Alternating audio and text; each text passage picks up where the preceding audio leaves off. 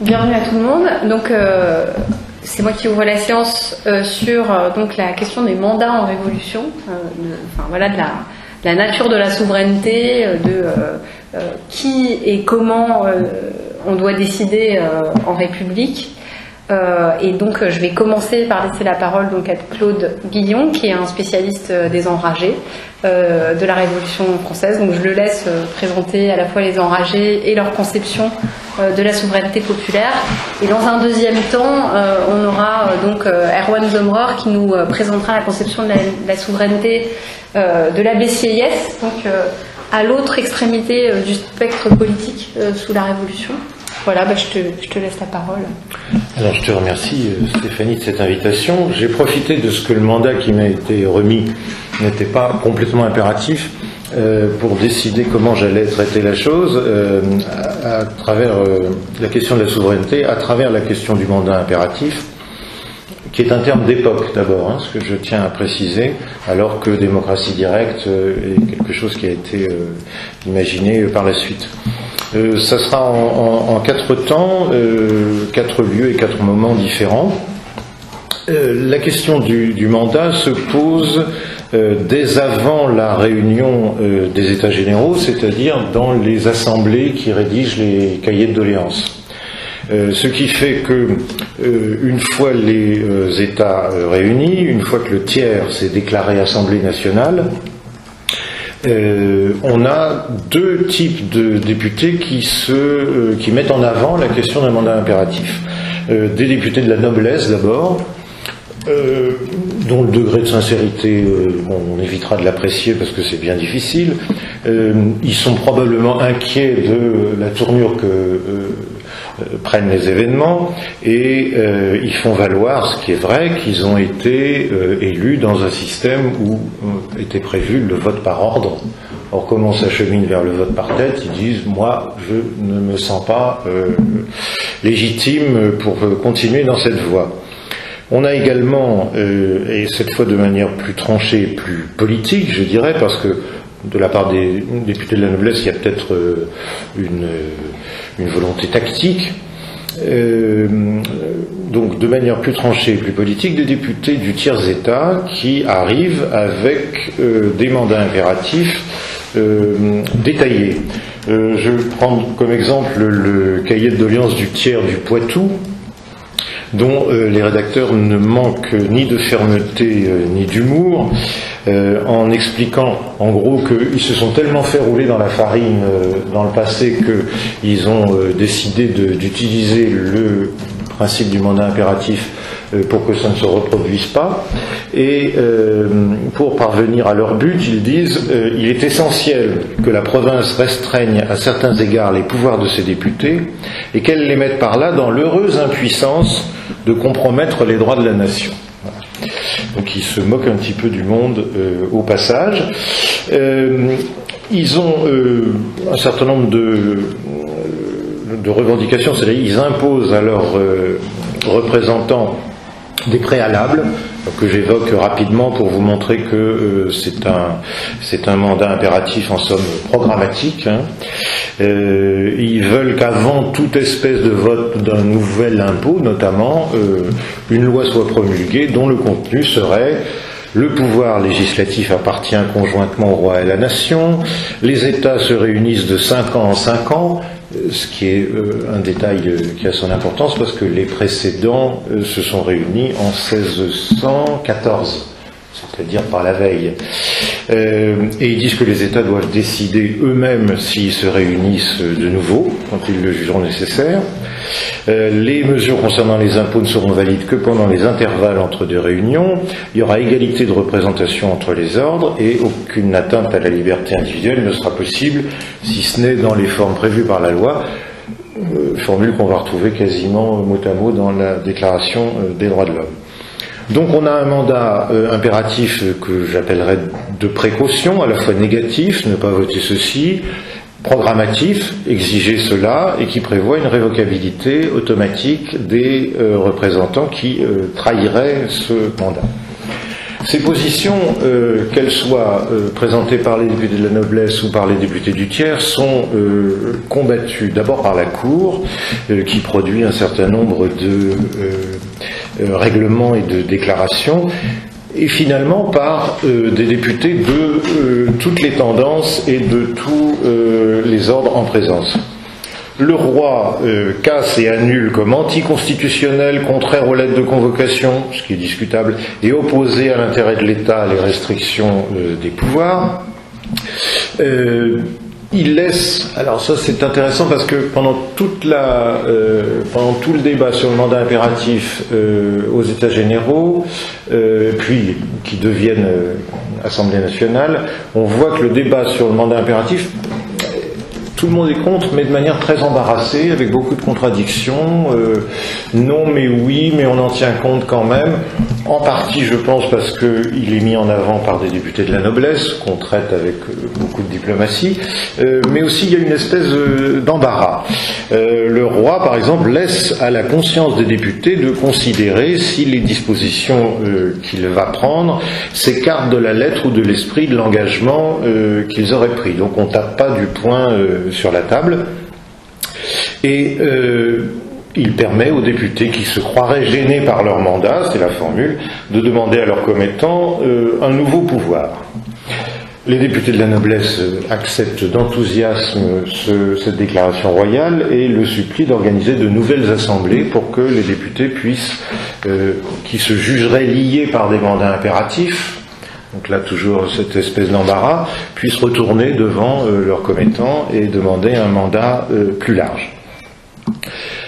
Il n'y a pas à proprement parler de débat dans l'Assemblée sur le mandat impératif, sauf que ça revient un petit peu au même parce que même si l'Assemblée va décider qu'il n'y a pas lieu à délibérer finalement, il y a des propositions de motion sur le mandat impératif, ce qui fait qu'on a un certain nombre de positions qui laissent des traces de la part de députés un peu de toutes les origines. Alors, je vais vous en donner quelques-unes. Il y a quelques ténors qui prennent position sur la question, notamment l'évêque d'Autun, M. Talleyrand, qui a une position, si je faisais de l'humour facile, je dirais qu'elle est empreinte d'un certain jésuitisme. Il dit en effet, si je pense que les commettants n'ont pas eu le droit d'insérer cette clause, le mandat impératif, je crois en même temps que le député a eu le droit de s'y soumettre. Et cette soumission volontaire qu'il a exprimée en cédant le pouvoir est le titre véritable de son engagement. Il n'est pas question ici d'une action immorale qu'on n'a pas le droit d'exiger, ni de promettre, ni de faire quand on l'a promise.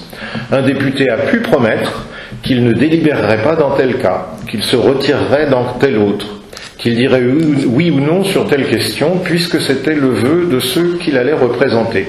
Tout le tort est dans ceux qui ont voulu être ainsi représentés. Ça, c'est une théorie qui est appelée à une longue et brillante postérité. C'est le peuple qui a eu tort, pas les députés. Les députés sont excusables de se sentir liés par un mandat impératif.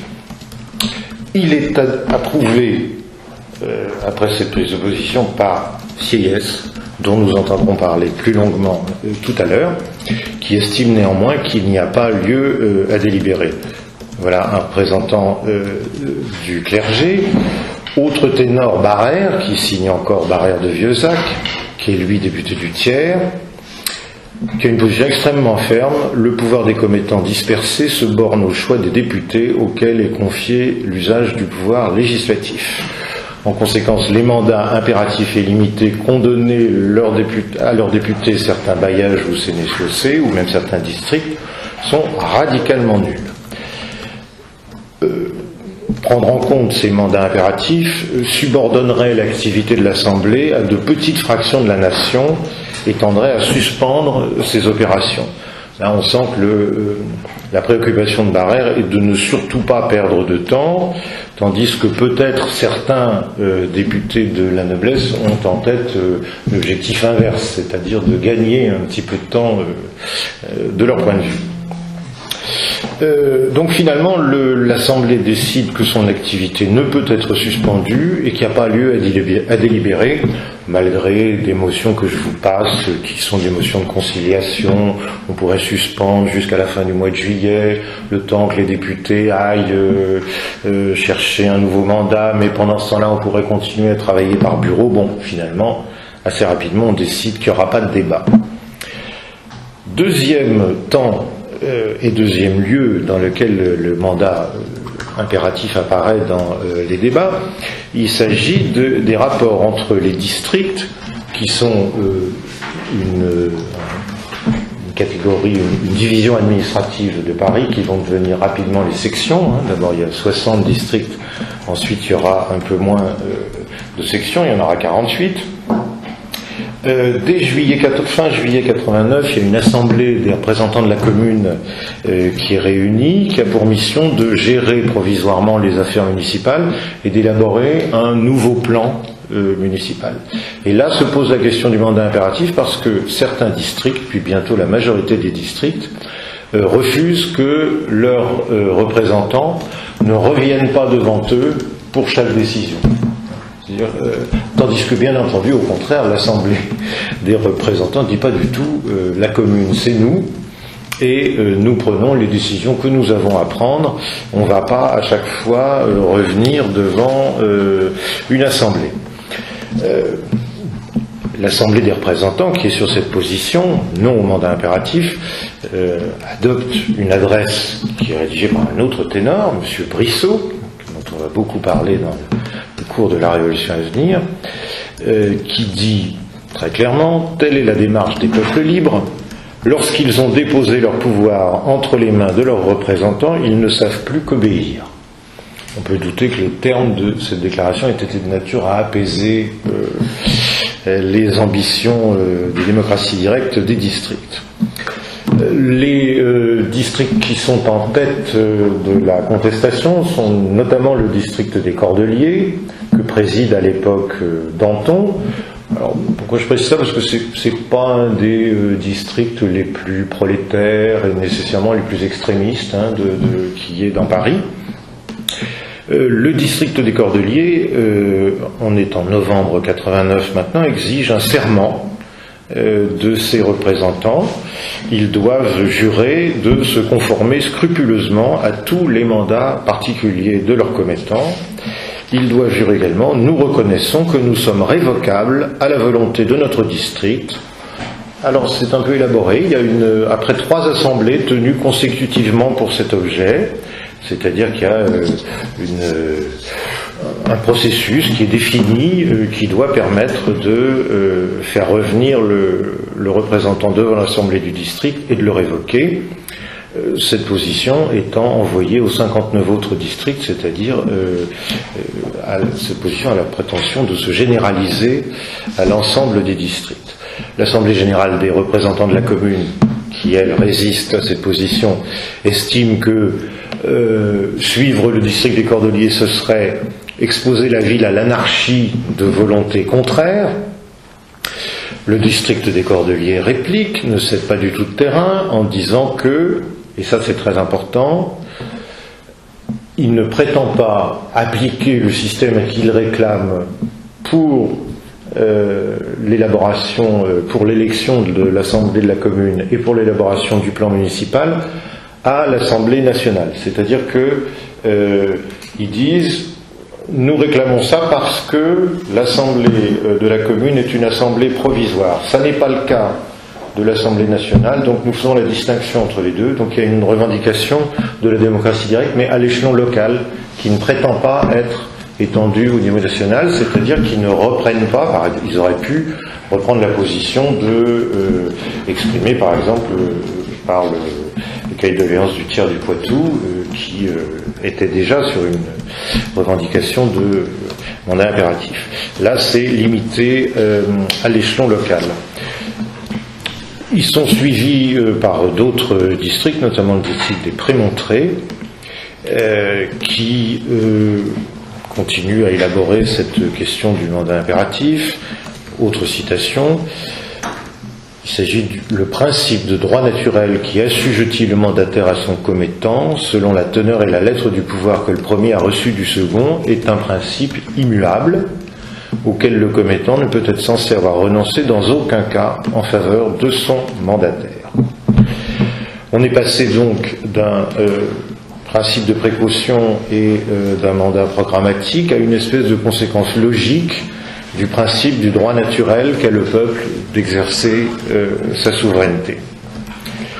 Ce qui est amusant, c'est que l'Assemblée est sollicitée et par les représentants de la commune et par les districts contestataires de trancher le différend, ce qu'elle se garde bien de faire. Là encore, avec une ambiguïté dans l'attitude, puisque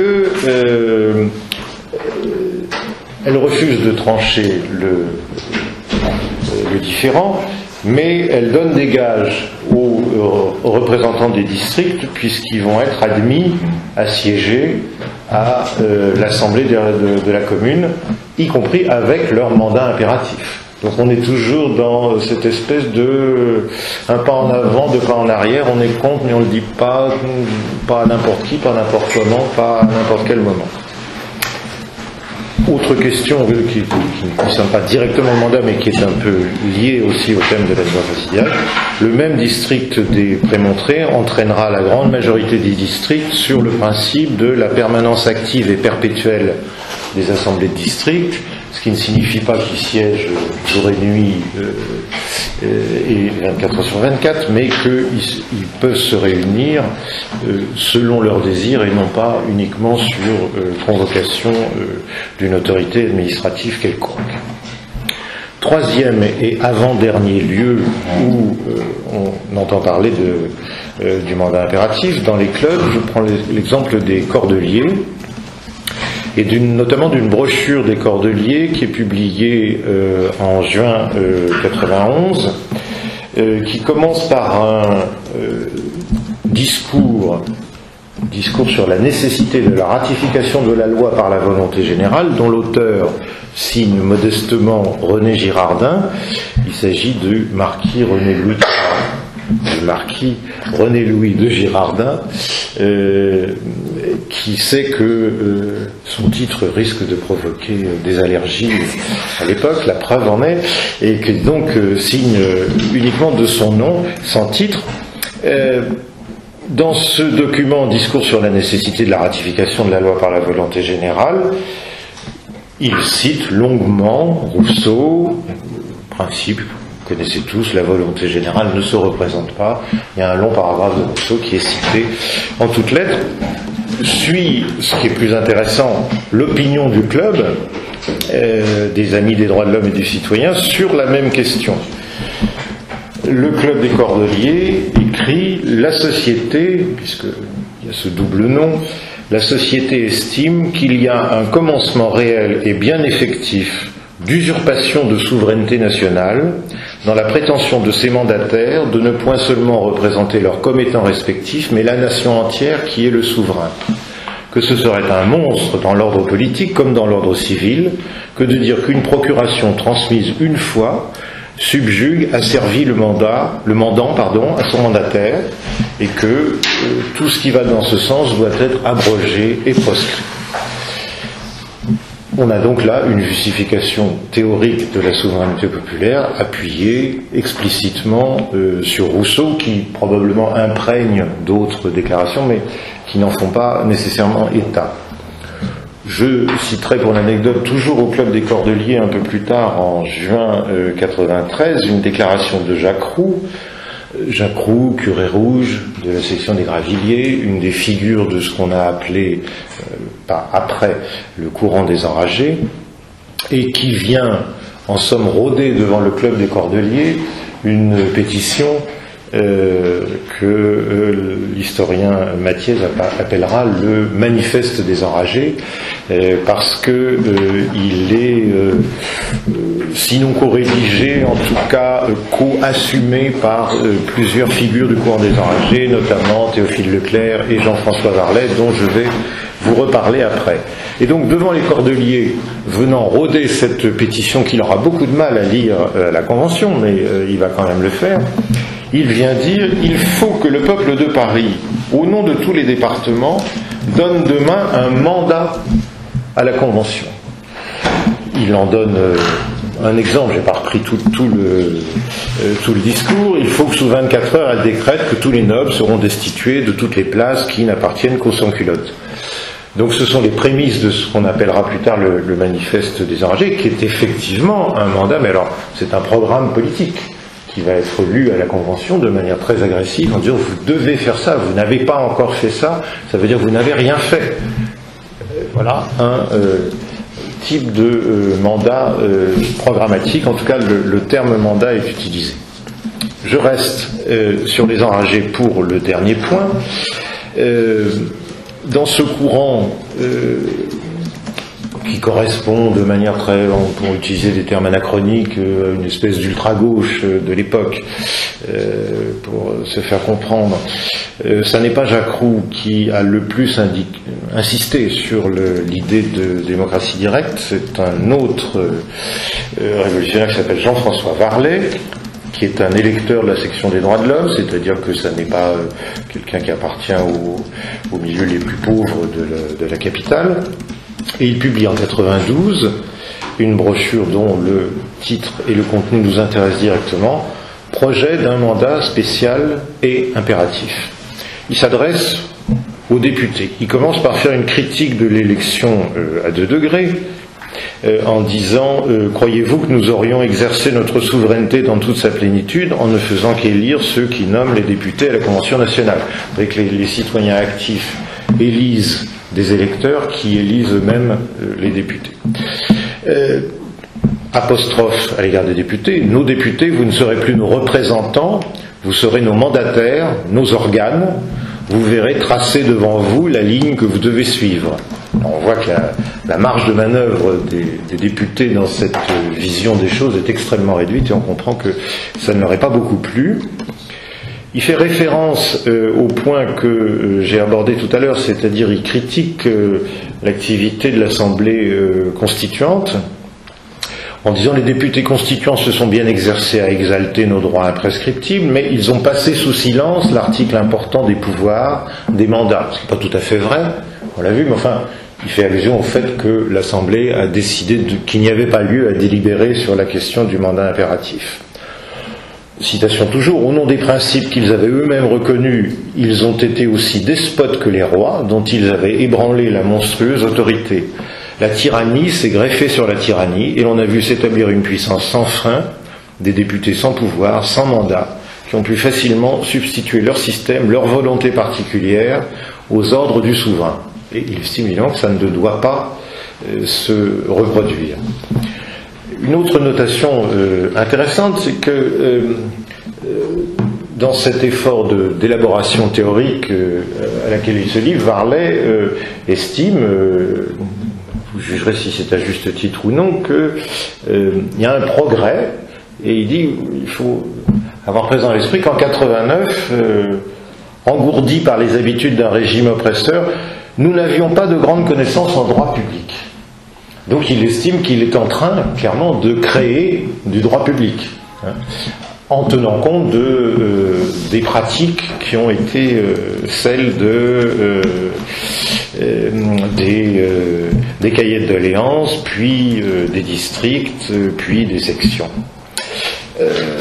Il parle de la République, ce qui devrait intéresser certains d'entre vous, en disant d'abord de manière critique que ça ne suffit pas.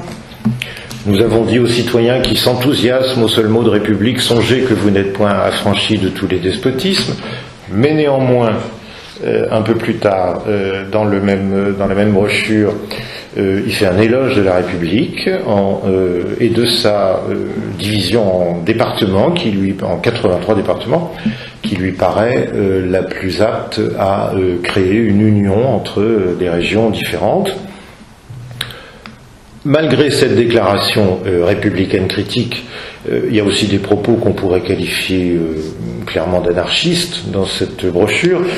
Il il récidivera par la suite, hein, c'est dans une brochure de 94, Varlet dit pour tout être qui raisonne, gouvernement et révolution sont incompatibles. Ici, il dit ça n'est pas seulement une constitution sans roi, sans royauté que nous voulons, mais sans dictateur, ni sénateur, ni triumvir, ni décimvir, ni tribun, ni aucun chef quelconque, qui sous une autre dénomination serait investi des mêmes pouvoirs. Il termine, et j'en terminerai aussi par là, en proposant d'ajouter à la Déclaration des droits de l'homme, c'est-à-dire pas à la Constitution, à ce qui précède en somme la Constitution, la souveraineté du peuple et le droit naturel qu'ont les citoyens dans les assemblées d'élire sans intermédiaire à toutes les fonctions publiques, de discuter eux-mêmes leurs intérêts, de rédiger des mandats aux députés qu'ils commettent pour faire des lois, de se réserver la faculté de rappeler et de punir ceux de leurs mandataires qui outrepasseraient leur pouvoir ou trahiraient leurs intérêts.